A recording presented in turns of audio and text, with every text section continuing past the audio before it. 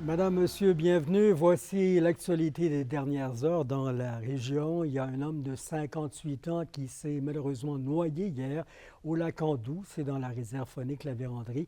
Les services d'urgence qui ont été appelés peu avant midi après qu'on se soit aperçu qu'il avait sombré et manqué à l'appel. Il a été perdu de vue alors qu'il nageait pour rattraper une embarcation à la dérive. Relocalisé, il a été repêché puis transporté au centre hospitalier où on n'a pu que constater son décès.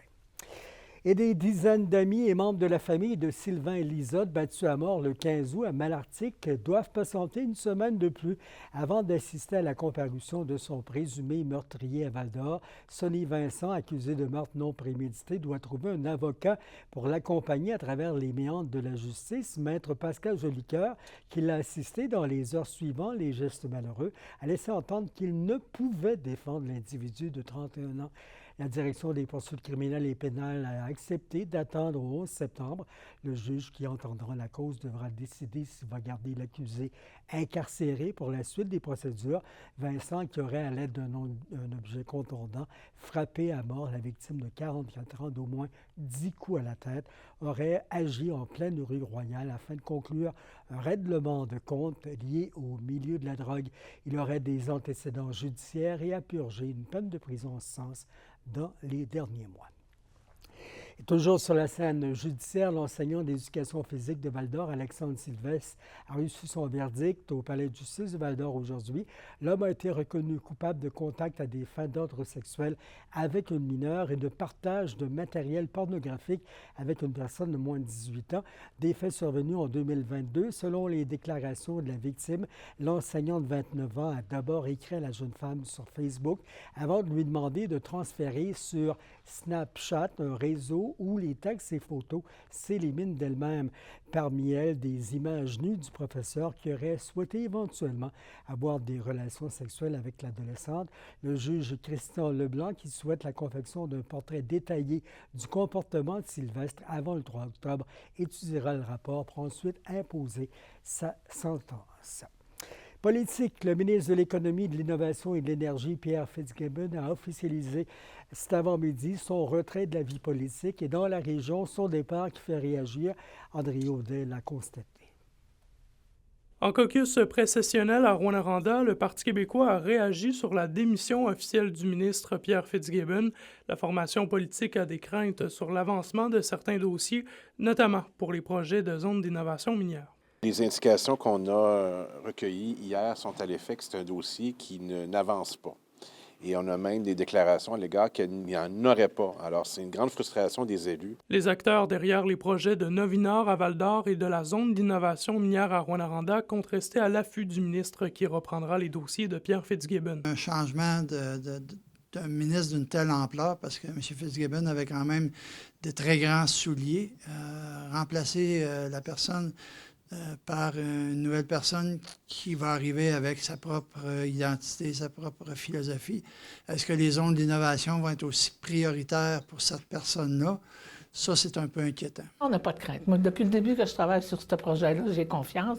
On a un excellent projet. Ça va peut-être occasionner des délais. Ça, on ne serait pas surpris, là, parce que une nouvelle personne qui arrive, il faut quand même que cette personne-là prenne connaissance des dossiers. Au début de la semaine dernière, Pierre Fitzgibbon est allé annoncer à la communauté de Témiscamingue avoir eu des discussions avec un potentiel acheteur pour les installations de Rayum.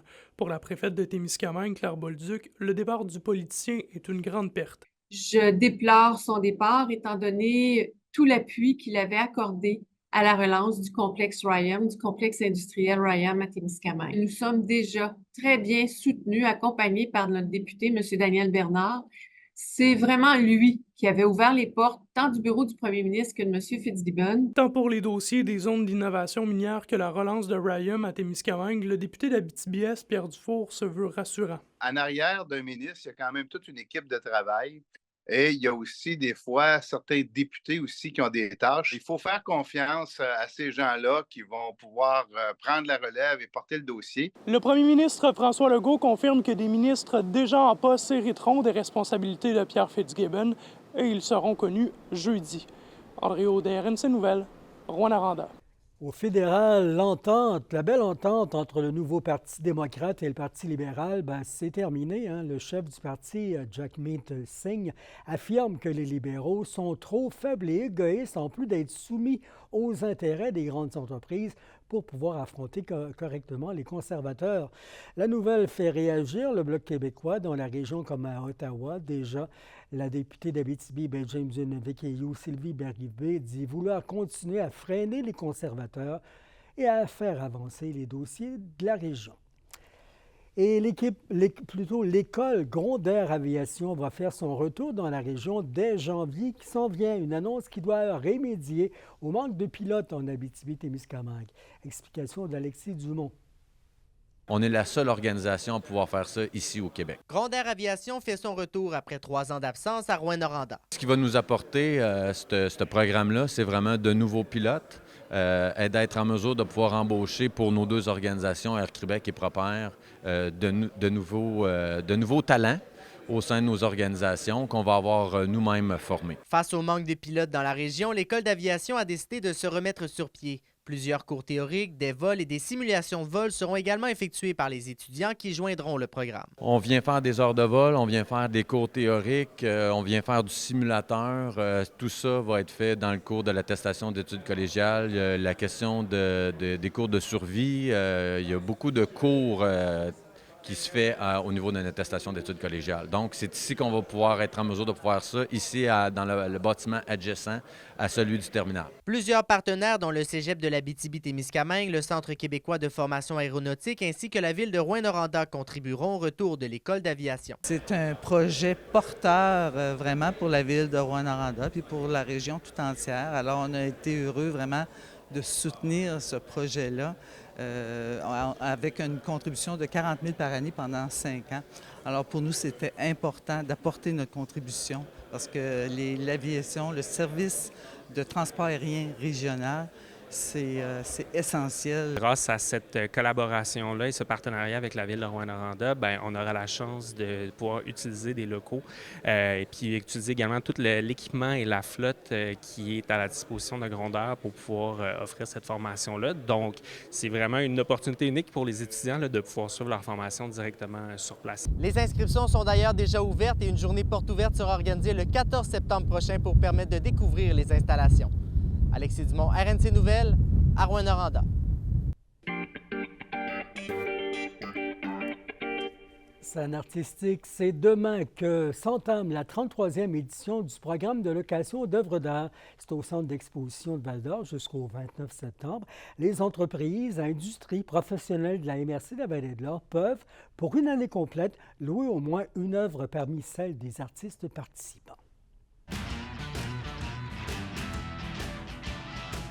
Dynamophilie, la Rouyn-Norandienne Kayla Overchuk, qui est arrivée deuxième au championnat mondial junior de l'International Powerlifting Federation. La compétition se déroule en Europe, à Malte, du 28 août au 8 septembre. Et beaucoup de choses s'en viennent pour le boxeur de Rouyn-Noranda, Gabriel Ali Ndiaye. Il a commencé le camp de sélection des moins de 23 ans organisé par Boxe Canada.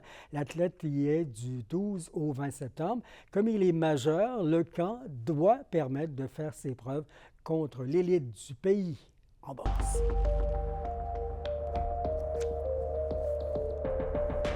Profitez du soleil demain parce qu'Environnement Canada va le ranger pour quelques jours dès vendredi et pour la fin de semaine. Le ciel est voilé ce soir, on voit bien, et cette nuit, 15 degrés avec un dégagement graduel.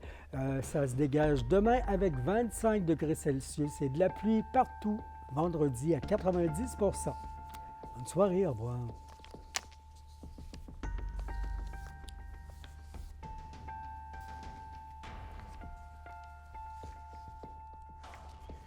Je n'ai pas compris ce que tu m'as dit.